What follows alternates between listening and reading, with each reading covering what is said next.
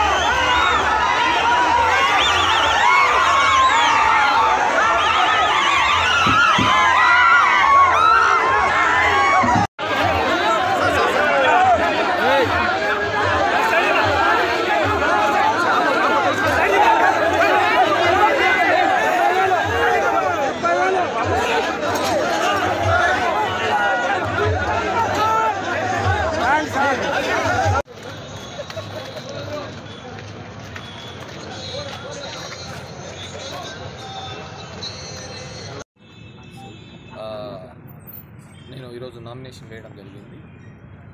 ఈ 5 సంవత్సరాల్లో మేమేం చేశామో, ఏ విధంగా ప్రజలకు మంచి చేశామో అనే ఒక అజెండాతో జనం దగ్గరికి పోవడం జరుగుతుంది. చాలామంది ధర్మవరం అంటే ఇప్పటికీ ఇతను 4వ వార్డు అనుకుంటా వచ్చినది. ఏదో విధంగా మభ్యపెట్టి, ఏదో విధంగా మోసం చేసి, మామూలుగా మనము మాల వేసుకున్నప్పుడు మండలం అంటాం 40 రోజుల పూజ, అట్లా ఎలక్షన్లకు 40 రోజులు పూజ చేసుకొని వచ్చినట్టు. సో వచ్చిన తర్వాత మళ్ళీ అడ్రస్ లేకుండా పోతాం.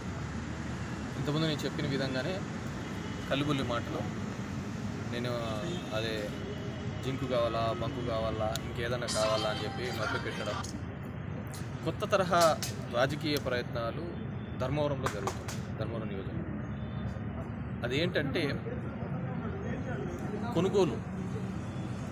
కొనుగోలు చేసేది, మభ్యపెట్టేది, భయపెట్టేది, ఇలాంటివి జరుగుతుంది. ఓటర్ దగ్గరికి పోలేక, ఓటర్ దగ్గరికి కలవలేక ఇలాంటి కార్యక్రమాలు జరగడం జరుగుతుంది. సో ఏదేమైనప్పటికీ కూడా ప్రజలు, న్యాయ నిర్ణేతలు, ప్రజలు డిసైడ్ చేస్తారు ఏది మంచి, ఎవరు మంచి చేశారు అని. దాని ప్రకారమే ఓటింగ్ జరుగుతుందని నేను అనుకుంటున్నాను. ఇప్పుడు జరిగే ఓటింగ్ అంతా కూడా కేతిరెడ్డికి అనుకూలం, కేతిరెడ్డికి వ్యతిరేకం, జగన్మోహన్ రెడ్డికి అనుకూలం, జగన్మోహన్ రెడ్డికి వ్యతిరేకం. ఈ 2 అంశాల మీదే చెప్తాను. ఎందుకంటే దీంట్లో గతంలో పోటీ చేసిన సూరి లేడు, నేను పోటీ చేస్తాను శ్రీరామ్ లేడు. ప్రాంతంలో పోయిన ఎలక్షన్స్లో కేవలం 600 ఓట్లు మాత్రమే బీజేపీకి రావడం జరిగింది. సో ఇప్పుడంతా వీళ్ళు నెత్తినేసుకొని చేస్తున్నారు అంటున్నారు. టీడీపీ కావచ్చు, జనసేన కావచ్చు, చూద్దాం ఏ మటుకు వాళ్ళు చేస్తారు. నేను జనంతో 5 సంవత్సరాలుగా వాళ్ళ కష్టంలోనూ, వాళ్ళ ఇబ్బందుల్లోనూ, ప్రతి సందర్భంలోనూ కూడా నేను వాళ్ళకు తోడుగా నిలబడడం జరిగింది. ఇప్పుడు వచ్చిన అతను అబద్ధాలుగా, ప్యాకేజీలుగా మభ్యపెట్టేదానికి రావడం.